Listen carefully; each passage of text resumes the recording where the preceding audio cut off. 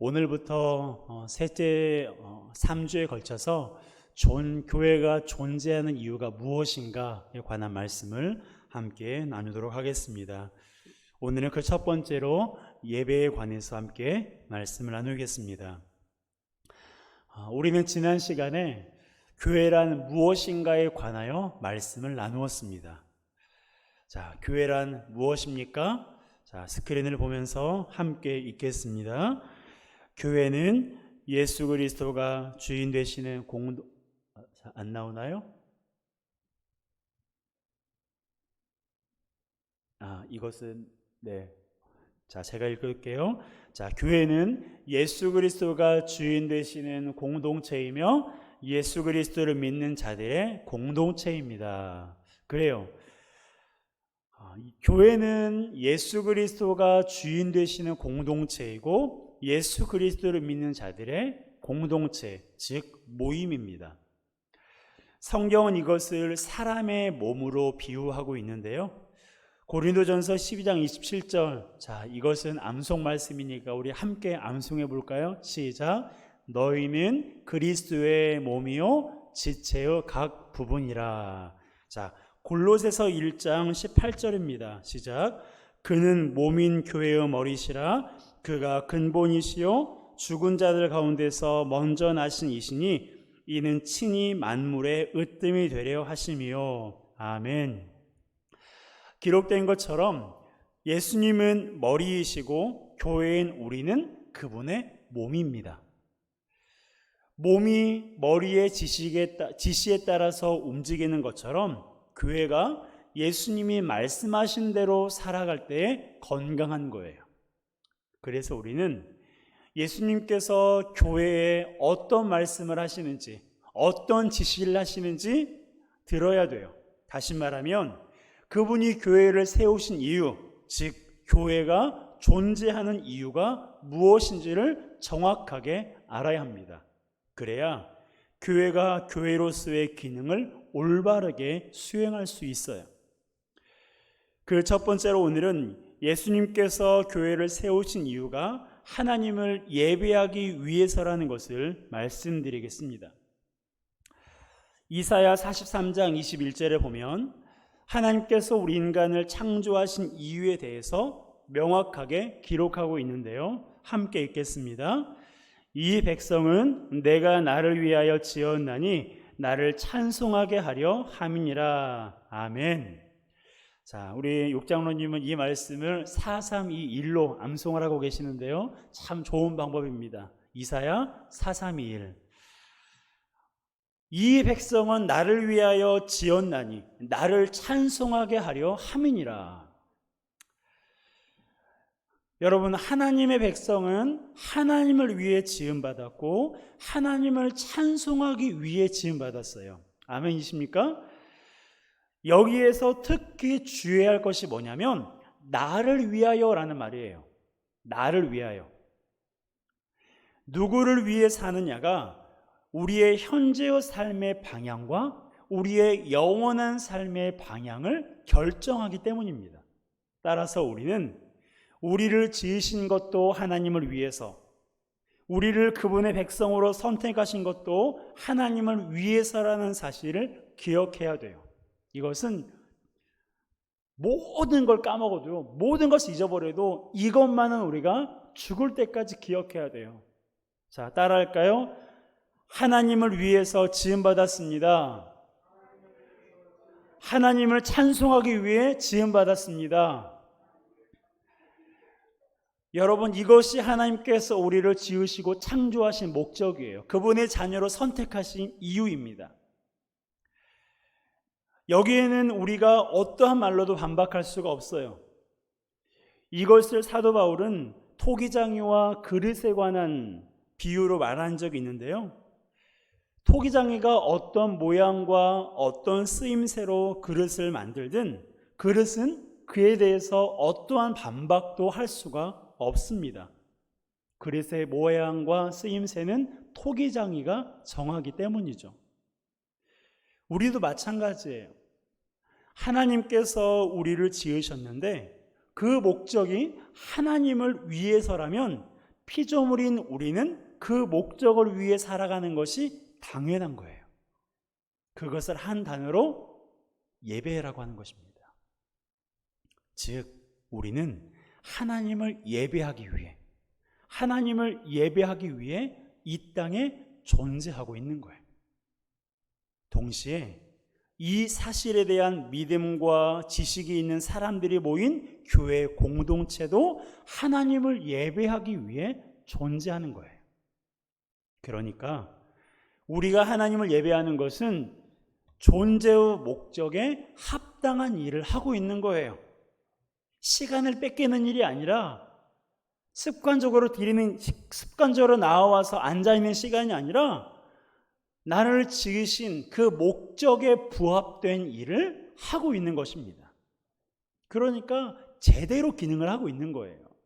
그렇다면 우리가 하나님을 예배하기 위해 존재한다는 것을 알았다면 어떻게 하나님을 예배해야 하는지에 대해서도 알아야 합니다. 이것을 알기 위해서는 하나님께서 이스라엘을 애굽에서 건져내신 후에 시내산에서 그들과 세우신 언약을 알아야 돼요. 하나님은 그들과 언약을 세우심으로 하나님 당신이 그들의 하나님이 되기를 원하셨고 그들이 하나님의 백성이 되기를 원하셨습니다. 때문에 그들에게 율법을 주셨는데 그것을 크게 나누면 사람과의 관계에서 필요한 법과 하나님과의 관계에서 필요한 법이에요. 먼저 하나님과의 관계에서 필요한 법에 관해서 나누겠습니다.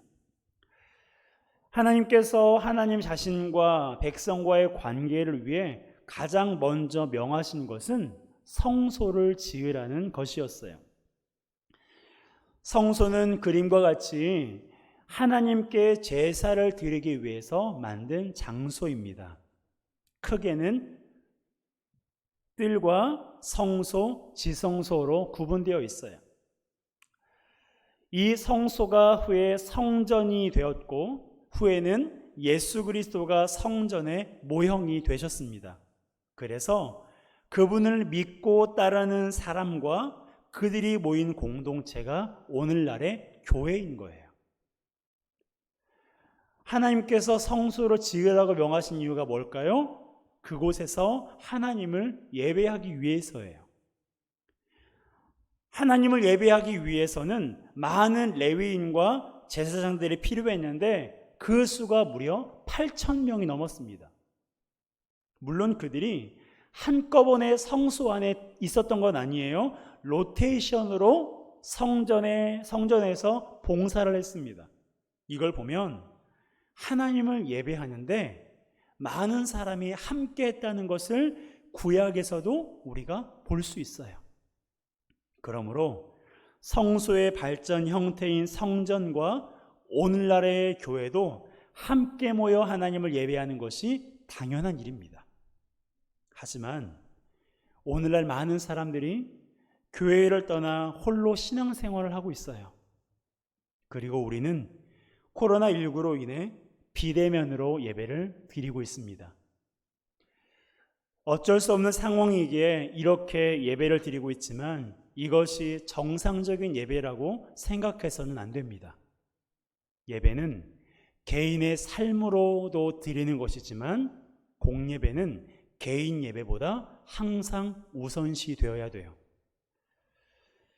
시편 2절에서 이렇게 말씀하고 있습니다. 함께 읽습니다. 여호와께서 야곱의 모든 거처보다 시온의 문들을 사랑하시는도다. 야곱의 모든 거처는 이스라엘 백성들의 집을 가리키는 것이고 시온의 문들은 예루살렘 성전의 문을 가리키는 거예요. 하나님께서는 성도들을 백성들의 집보다 예루살렘 성전을 사랑하신다고 말씀하고 있습니다. 즉 함께 모여 예배하는 것을 하나님이 더 기뻐하신다는 거예요. 그렇다고 다음 주에 교회에 오시면 안 됩니다. 정부의 권력에 복종하는 것도 우리 그리스도인들이 해야 할 일이에요. 다만 지금의 이러한 비대면 예배, 온라인으로 드리는 예배에 익숙해지지 않도록 경계하시기를 바랍니다. 지금은 어쩔 수 없는 상황에서 이렇게 예배를 드리고 있지만 예수님이 오실 날이 가까우면 가까울수록 성경에서는 성도들이 모이는 것을 소홀히 하지 말 것을 경고하고 있어요. 히브리서 10장 25절입니다. 함께 읽습니다. 모이기를 피하는 어떤 사람들의 습관과 같이 하지 말고 오직 권하여 그날의 가까움을 볼수록 더욱 그리하자. 방금 전에도 말씀드렸던 것처럼 오늘날에 교회에 나오지 않고 홀로 신앙생활하는 사람들이 증가하고 있습니다. 일명 가나안 성도들이라고 하는데요. 가나안이라고 하는 이유는 가나안을 뒤에서부터 읽으면 안나가이기 때문이에요. 그들은 종교가 뭐냐는 질문에 기독교라고 말하는 사람들이지만 교회에 어떤 이유에서이든지 교회에 나가지 않거나 못 나가거나 고민 중에 있는 사람들입니다. 문제는 그 수가 적어도 150에서 200만 명 정도가 된다는 보고가 있어요. 더욱이 비대면 예배 실시로 그 수는 더 많아질 거라 생각합니다. 몸이 아파서 움직일 수 없거나 교회가 없는 곳에 출장을 가거나 여행을 가게 되면 온라인으로 예배를 드려야겠지만 그런 경우가 아니라면 우리는 함께 모여 예배를 드리는 것이 옳은 것입니다. 여러분, 신앙생활은 캠프파이어와 같은 거예요. 장작이 함께 탈 때 활활 타오르지만 그 중에 하나를 따로 떼어놓으면 어떻습니까? 잠시는 불꽃이 있는 것 같지만 시간이 얼마 지나지 않아서 꺼져버리고 말아요. 신앙도 마찬가지예요. 함께 모여 신앙생활을 할 때 우리는 사탄의 공격을 막아낼 수 있고 어려움을 이겨낼 수 있어요. 물론 함께 모여 예배하면 사람과의 관계도 신경 써야 되고 봉사도 해야 되고 시간을 내서 와야 되고 그런 어려움들도 있어요. 하지만 결과적으로는 함께 모여 예배하는 것이 우리의 인격과 영성을 성장하게 한다는 것을 결코 잊어서는 안 됩니다. 그러므로 예수님이 다시 오실 때가 가까운 이 시대에 모이기를 패하는 사람들의 습관을 따르지 말고 모이기를 더욱 힘쓰는 저와 여러분 되시기를 주님의 이름으로 축복합니다. 두 번째는 하나님께서 이스라엘 백성에게 주신 율법 중에 사람과의 관계에 관하여 주신 법에 관한 말씀인데요. 하나님께서는 당시 다양한 법을 백성들에게 주셨어요. 그 법의 수가 613가지입니다. 그 법으로는 종에 관한 법, 폭행에 관한 법, 소유주에 관한 법, 배상에 관한 것, 도덕과 공평에 관한 법 등 삶에서 필요한 반드시 있어야 될 법을 모세를 통해서 백성들에게 주셨어요. 이것은 곧 사람이 살아가면서 공동체에서 지켜야 할 법인데요. 이것을 명하신 이유는 이러한 삶이 하나님과의 관계와 연결되어 있기 때문입니다. 예를 들면 하나님께서는 출애굽기 23장 2절에 다수를 따라 악을 행하지 말며 송사의 다수를 따라 부당한 증언을 하지 말라라고 말씀하셨어요. 이 법을 어기게 되면 어긴 그 사람은 어떻습니까? 사람에게 뿐만 아니라 하나님께 죄를 범하게 되는 거예요. 그로 인해서 하나님과의 관계가 막히게 되는 것입니다. 아담이 하나님과 친밀한 교제를 나누었지만 그가 죄를 범하였을 때 하나님을 피해 나무 아래에 숨었던 것처럼 바로 그것이 우리가 죄를 범했을 때의 본능이에요.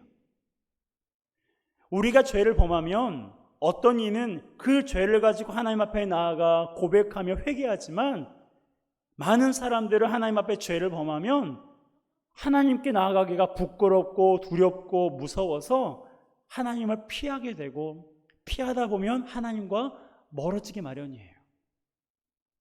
그러니까 하나님께서 우리에게 주신 사람과의 관계에서 이 법은 사람과의 관계에만 국한된 것이 아니라 하나님과의 관계까지도 연결되어 있어요. 그러기에 우리는 일상에서 하나님께 죄를 범하지 않기 위해 노력해야 하는데요. 뿐만 아니라 무슨 일을 하든지 하나님을 기쁘시게 하는 삶을 살아야 돼요. 그것이 바로 우리가 하나님께 드릴 영적 예배예요. 자, 로마서 12장 1절입니다. 함께 읽습니다. 그러므로 형제들아, 내가 하나님의 모든 자비하심으로 너희를 권하노니 너희 몸을 하나님이 기뻐하시는 거룩한 산 제물로 드리라. 이는 너희가 드릴 영적 예배니라. 아멘. 원래 제물은 어떻게 드렸습니까? 살아있는 동물을 죽여서 바치는 희생 제물로 드렸어요. 그런데 바울은 오늘 본문에 보면 너희 몸을 살아있는 제물로 드리라고 권하고 있습니다. 죽여서 드리는 제물이 아니라 산채로 드리는 제물을 하나님께 바치라는 거예요. 그런데요, 구약에서도 보면 모든 제물을 하나님께서 기쁘게 받으신 게 아니에요. 하나님이 명령하신 대로 드린 제물을 하나님께서 기쁘게 받으셨고 그것을 향기로운 냄새로 받으셨어요. 따라서 우리가 하나님이 기뻐하시는 산 제물이 되기 위해서는 어떻게 해야 됩니까? 하나님의 말씀대로 살아가야 되는 거예요. 그것이 바로 하나님께 드리는 영적 예배입니다.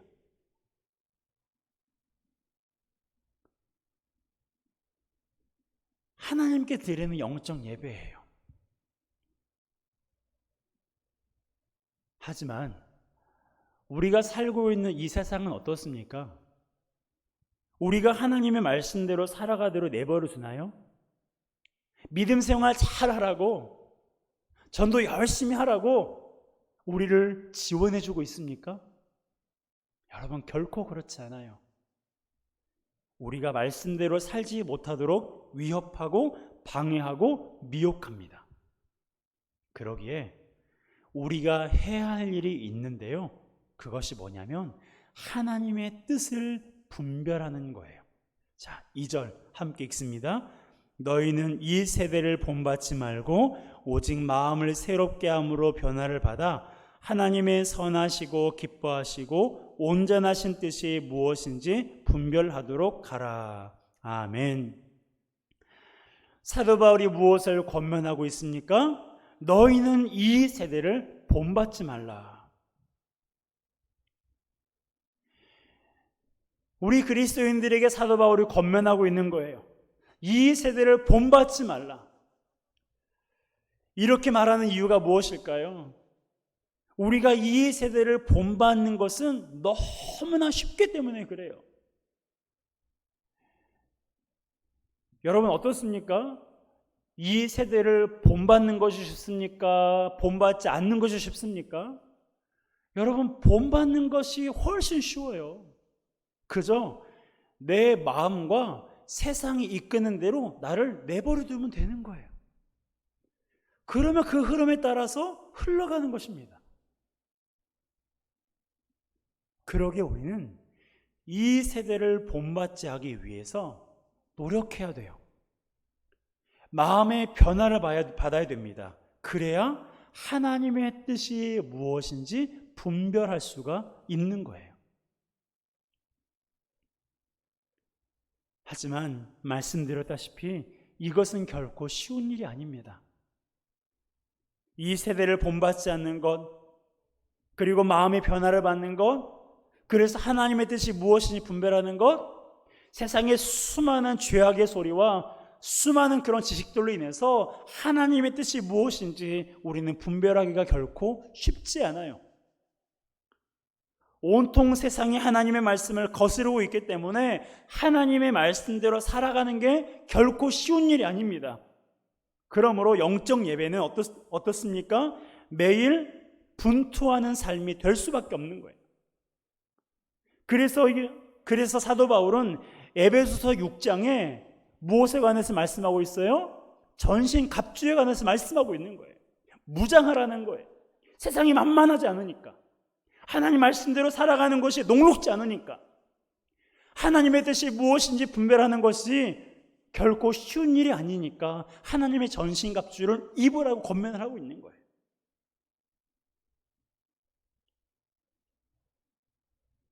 그렇지 않고서 쉬운 길, 넓은 문으로만 가려고 한다면 우리는 하나님의 뜻이 무엇인지 분별할 수 없고 그로 인해 죄의 종노릇을 할 수밖에 없는 것입니다. 여러분, 삶으로 하나님을 예배하기를 원하십니까? 여러분의 삶이 영적 예배가 되기를 원하십니까? 그것은 쉬운 일이 아니에요. 그렇다고 불가능한 일일까요? 그렇지 않아요.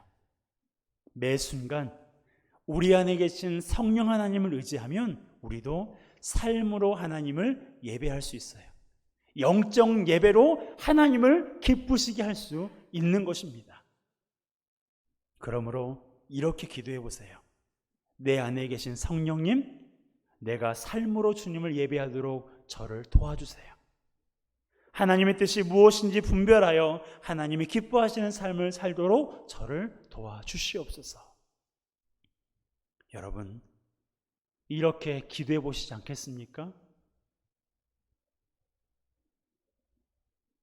내 힘과 의지로는 결코 하나님의 말씀대로 살아갈 수가 없어요. 내 힘과 노력으로는 결코 우리를 미혹하려는 사탄의 권세를 이길 수가 없습니다. 오직 내 안에 계신 성령 하나님을 의지해서만, 나를 자녀로 삼으신 하나님 아버지의 도움을 받아야 우리가 사탄의 권세를 이길 수 있고 하나님의 뜻이 무엇인지 분별할 수가 있는 것입니다. 여러분, 함께 모여드리는 예배와 개인의 삶으로 드리는 예배에 승리하시기를 주님의 이름으로 축복합니다. 하나님이 기뻐하시는 예배가 될 때 우리의 삶이 얼마나 풍성해지는지 몰라요. 여러분, 공예배는 개인 예배보다 우선시 되어야 합니다. 그렇다고 개인의 예배를 소홀히 하고 그것이 덜 중요하다고 여기는 것이 아니라 함께 모여 예배드리는 이 예배와 개인의 삶으로 드리는 개인 예배, 영적 예배, 이 예배가 하나님 예배를 드릴 때 하나님께서 기뻐하신다는 것을 알고 우리의 삶이 하나님을 언제나 예배하는 그 자리에 나아가시기를 주님의 이름으로 축복합니다. 동시에 우리 교회 공동체가, 우리 회원교회 공동체가 하나님이 기쁘게 받으시는 예배에 더욱더 힘쓰는 그런 건강하고 그러한 멋진 교회가 될 수 있기를 위해서 기도해 주시고 힘쓰시기를 주님의 이름으로 축복합니다. 이 시간 우리가 함께 찬양하겠습니다.